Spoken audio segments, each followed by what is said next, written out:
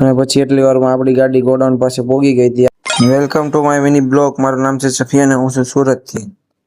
આપણે પહોંચી ગયા પછી સવારમાં દુકાન પર અને પછી દુકાન ખોલી એટલી વારમાં પછી મામાને પણ આવી ગયા હતા। જોઈ લો, મમ્મો આવી ગયો તો, મામા આવી ગયા હતા, મહેમાન પણ આવ્યા હતા આજે તો।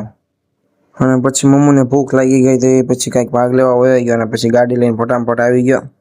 અને પછી આપણે નાસ્તો ઠપકાર લીધો થોડોક જોઈ લો, ચટાકા પટાકા રત્નામી સેવ ને એવું બધું લઈ આવ્યો હતો।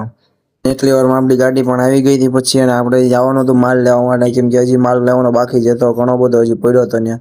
પછી આપણે ગાડી લઈને આપણે નીકળી ગયા લેવા માટે અને પછી આપણે શૂટ લેતા આપણે પછી વયા જઈએ માલ લેવા માટે। જોઈ લો હજી એક આખી દુકાન ભરી છે અને આ બાજુ પણ હજી ખૂણામાં પણ હજી માલ પડેલો છે।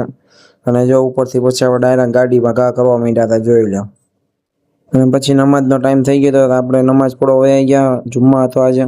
અને પછી એટલી વારમાં આપણી ગાડી ગોડાઉન પાસે પહોંચી ગઈ હતી। આપણે પછી નમાજ પડીને ડાયરેક્ટ ત્યાં વયા ગયા અને પછી આપણે પહોંચી ગયા ઘરે જમવા માટે 4 વાગે। અને પછી આપણે જમીન નીકળી ગયા દુકાન તરફ જવા માટે અને બહુ મસ્ત મજાનું વાતાવરણ હતું આજે તો, વરસાદ પણ આવવા માંડ્યો હતો।